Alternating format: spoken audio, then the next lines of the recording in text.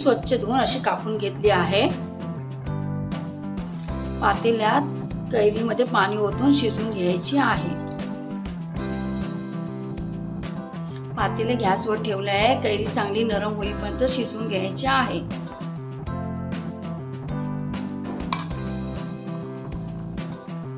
कैरी छान शिजली आहे। गॅस बंद करायचा आहे आणि थंड होण्यासाठी ठेवायची आहे।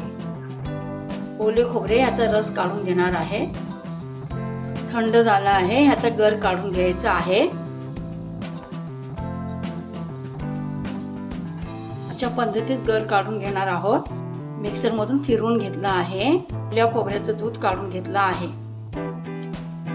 दूध ह्याच्यात घालायचे आहे। दूध, मीठ चवीप्रमाणे, मिरची चांगली कुस्करून घ्यायची आहे। पाणी तुम्हाला किती जाड पातळ हवे त्याप्रमाणे पाणी घालायचे आहे। पण कढी थोडी पातळ चांगली लागते, साधारण अशी एवढी पातळ हवी। अशा प्रमाणे कैरीची कढी चौल भागात बनवली जाते। चौल साईडला या कढीला राळलेली कढी बोलतात। आता आपण अलिबाग स्टाईल कढी पाहणार आहोत। याच कढीत थोडी हळद,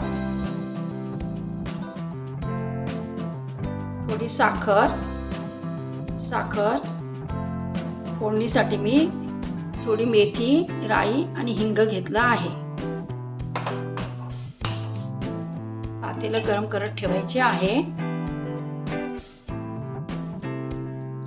तेल जास्त घालू नये। तेल तापले आहे।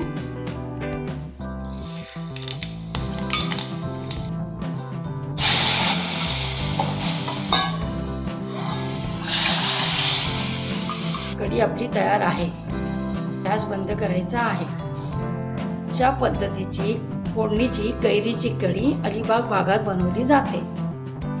पिण्यासाठी खूप छान लागते आणि भाताबरोबरही खूप छान लागते। एकदा करून पहा, कमेंटमध्ये जरूर कळवा।